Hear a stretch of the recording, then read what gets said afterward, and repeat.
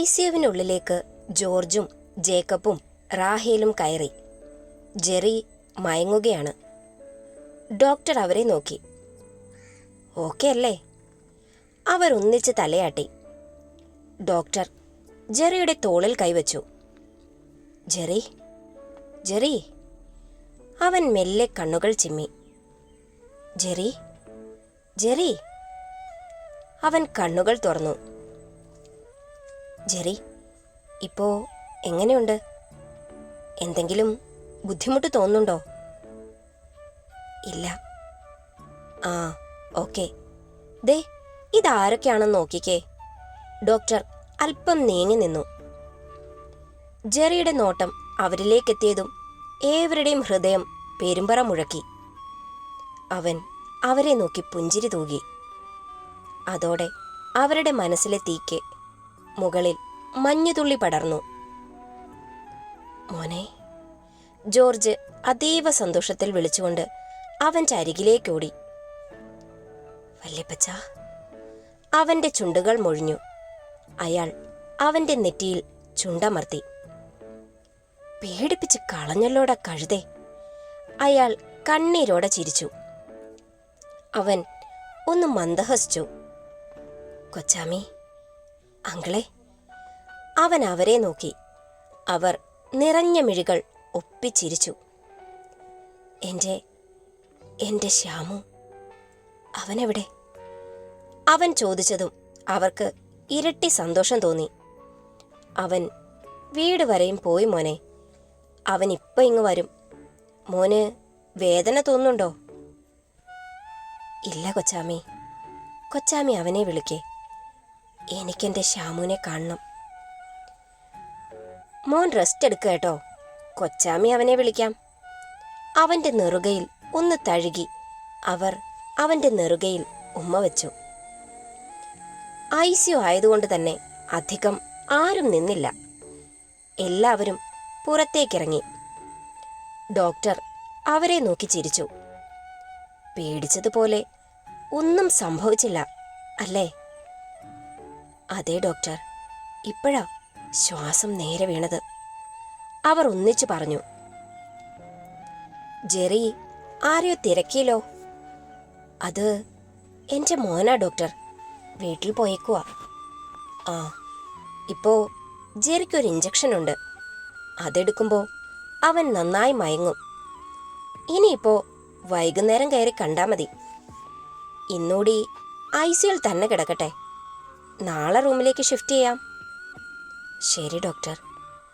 ബെഡിൽ വെറുതെ കിടക്കുകയാണ് ഇഷാൻ. അവൻ്റെ മനസ്സിൽ ആകെ ഒരു കാർമേഘം. സോഫിയുടെ അമ്മച്ചി പെട്ടെന്ന് വന്ന് അവളെ കൂട്ടിപ്പോയത് എന്തിനാകും? അവൻ ആലോചിച്ച് കിടക്കുമ്പോൾ ഫോൺ ബെല്ലടിച്ചു. വല്യപ്പച്ചൻ എന്ന് കണ്ടതും അവൻ ചാടി എണീറ്റ് ഫോൺ എടുത്ത് കാതിലേക്ക് വെച്ചു. വല്യപ്പച്ച. എടാ മോനെ. ജെറി കണ്ണു തുറന്നു. ആണോ? അവൻ എങ്ങനെയുണ്ട് വല്യപ്പച്ച? ഇഷാൻ സന്തോഷം കൊണ്ട് വെപ്രാളത്തോടെ ചോദിച്ചു. അവന് ഒരു കുഴപ്പമില്ലടാ. ഡോക്ടർ പറഞ്ഞു അവന് ചിലപ്പോൾ നമ്മളെ ഒന്നും തിരിച്ചറിയാൻ കഴിയില്ലെന്ന്. അതിൻ്റെ ടെൻഷൻ കൊണ്ട് ഞാൻ പേടിച്ചാ അവൻ്റെ മുന്നിൽ ചെന്നത്.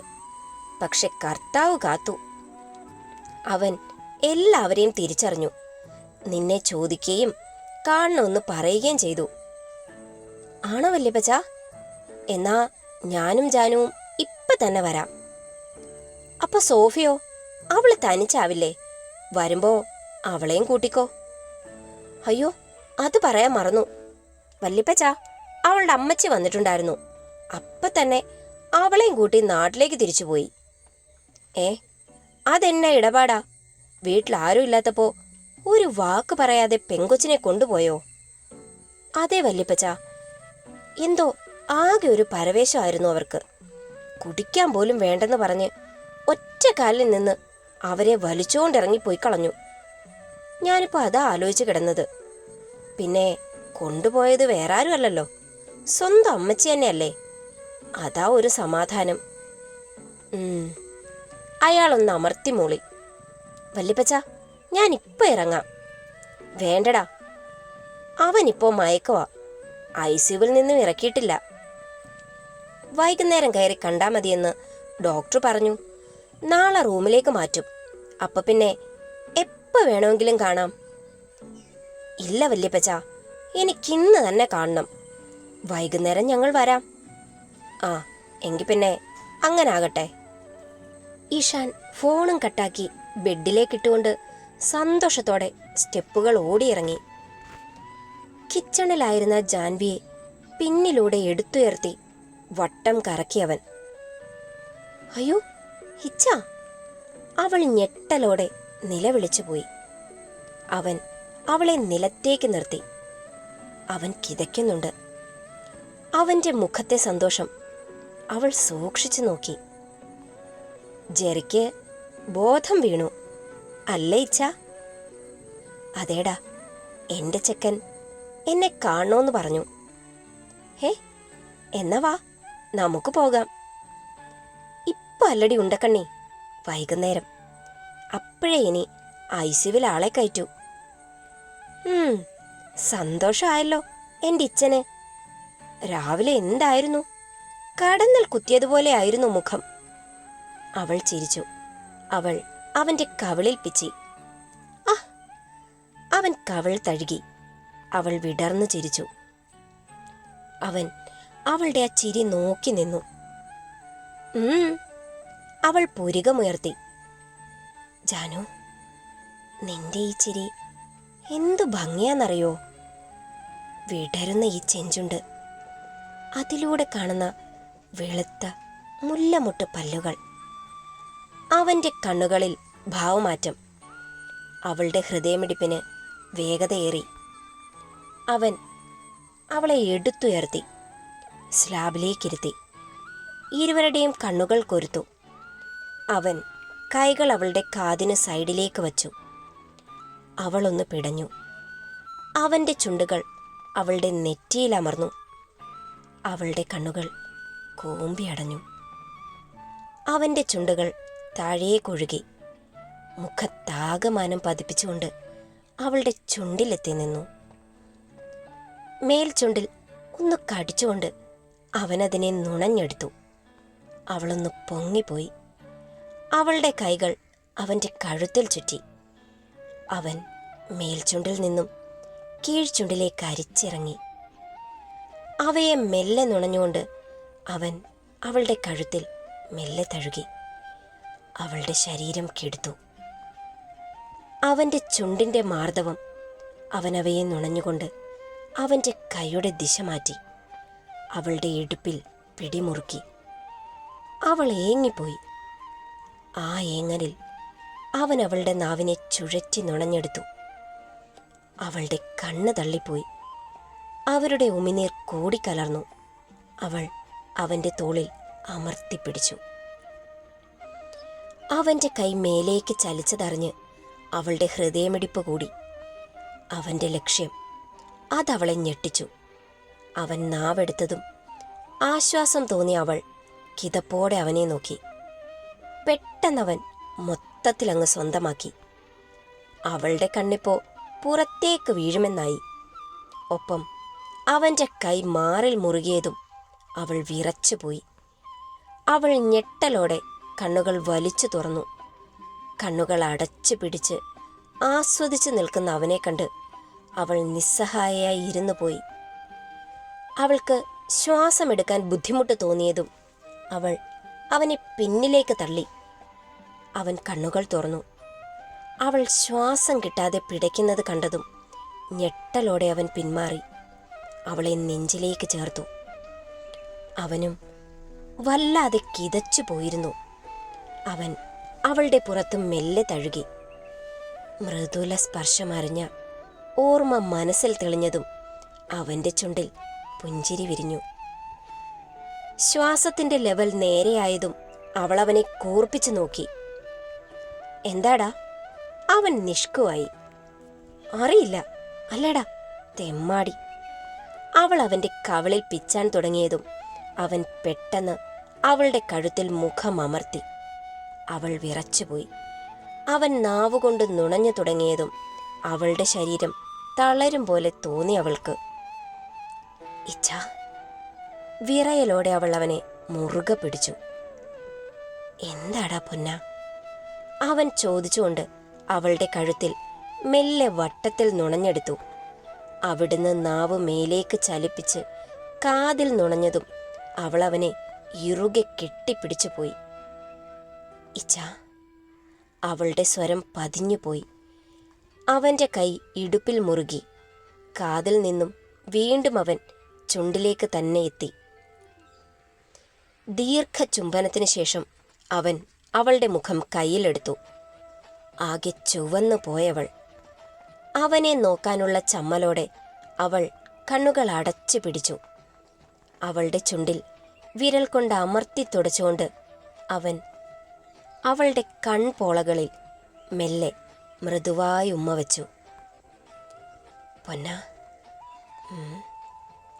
എനിക്ക്. പെട്ടെന്ന് അവൾ അവൻ്റെ വായ പൊത്തിപ്പിടിച്ചു. ഇച്ഛ പ്ലീസ്, ഒന്നും പറയരുത്, എനിക്ക് നാണം വരുവാ. എന്തിനാടാ? നിന്റെ ഇച്ഛനല്ലേ? പിന്നെ അതിനിപ്പോ ഒന്നും ആയില്ലല്ലോ. ഇനി എന്തൊക്കെ കിടക്കുന്നു? അവൻ കള്ളച്ചിരിയോടെ പറഞ്ഞു. ഇച്ഛ?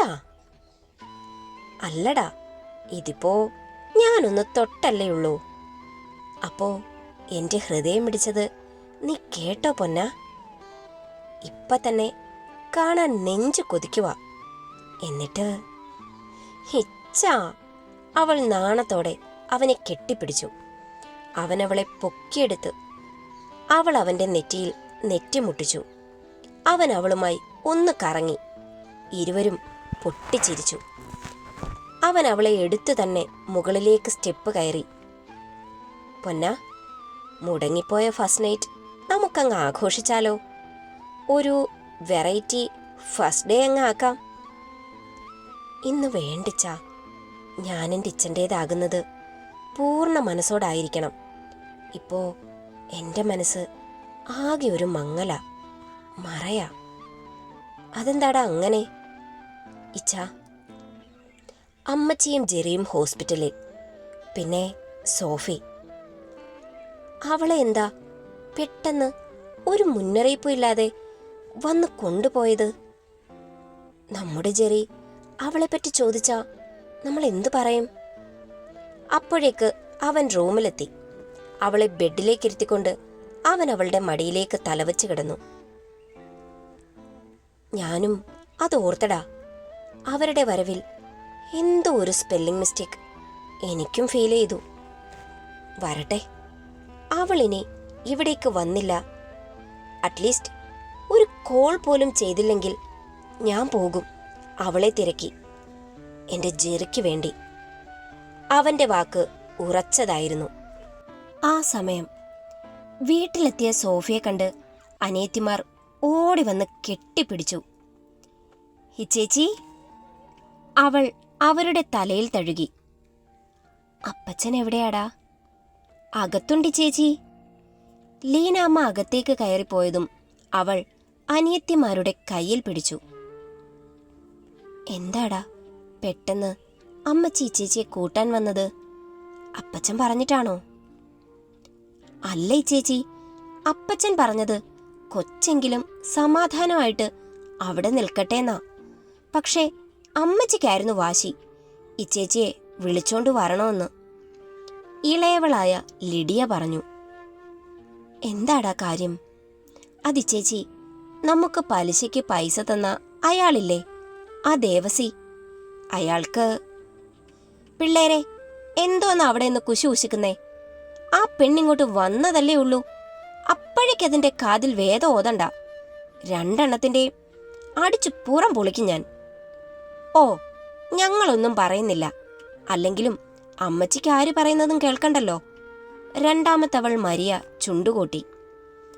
അതേടി, എനിക്കാര് പറയുന്നതും കേൾക്കണ്ട. 3 പെൺപിള്ളേരെയും കൊണ്ട് ഞാൻ കിടന്ന് നട്ടം തിരിയുക. അതിയാന് വയ്യ. അതറിഞ്ഞിട്ടും രക്ഷപ്പെടാനൊരവസരം കിട്ടുമ്പോ അത് തട്ടിക്കളയാൻ എനിക്ക് മനസ്സില്ല. ഒരുത്തിയെങ്കിൽ ഒരുത്തി ഈ നരകത്തിൽ നിന്ന് രക്ഷപ്പെടട്ടെ. സോഫിയുടെ കണ്ണുകൾ ഇടുങ്ങി. മോളെ സോഫി, നീ വന്നോ? ഉള്ളിൽ നിന്നും അപ്പച്ചന്റെ ശബ്ദം കേട്ടതും അവൾ അകത്തേക്ക് കയറി. അപ്പച്ചാ, ആ എന്റെ മോള് വന്നോ? ക്ഷീണിച്ചൊരു മനുഷ്യൻ മെല്ലെ എണീറ്റു. എന്താ അപ്പച്ച ഈ അമ്മച്ചിക്ക്? ഞാൻ അവിടെ ജോലിക്ക് പോകാൻ തുടങ്ങിയതല്ലേ ഉള്ളൂ. അപ്പോഴേക്ക് എന്നതാ ഇവിടെ ഉണ്ടായേ? ഇങ്ങോട്ട് വരുന്ന വഴി മുഴുവൻ ഞാൻ ചോദിച്ചു. പക്ഷേ ഈ അമ്മച്ചി ഒന്നും പറഞ്ഞില്ല. എനിക്കറിയണം അപ്പച്ച, എന്നതാ കാരണം? അയാളുടെ മുഖം വേദനയാൽ ചുളുങ്ങി. അതിയാൻ മിണ്ടത്തില്ല. ഞാൻ പറയാൻ കാര്യം, നമ്മുടെ ദേവസിക്ക് നിന്നെ കെട്ടിയാ കൊള്ളാന്നുണ്ട്. സോഫി ഞെട്ടിപ്പോയി. അവൾ പിടച്ചിലോടെ ജോസഫിന്റെ മുഖത്തേക്ക് നോക്കി. അയാൾ ഒന്നും മിണ്ടാതെ തല കുനിച്ചു പിടിച്ചു. പലിശക്കാരനാണേലും നേരെയുള്ളോനാ. അല്ലേലിപ്പോ ആകെയുള്ള ഈ പുരയിടം അവന്റെ കയ്യിലിരുന്നേനെ. അവന്റെ കാരുണ്യം കൊണ്ടാ ഇന്നും ഇവിടെ കിടക്കുന്നേ. പലിശയും കൂട്ടുപലിശയും ചേർത്ത് കൊടുക്കാനുള്ളത് മല പോലെ ഉയർന്നിട്ടുണ്ട്. നിന്നെ കൊടുക്കാങ്കി അതവൻ വേണ്ടാന്ന് വയ്ക്കാന്ന് പറഞ്ഞു. ഇനിയെങ്കിലും സമാധാനത്തോടെ കിടന്നുറങ്ങാലോ.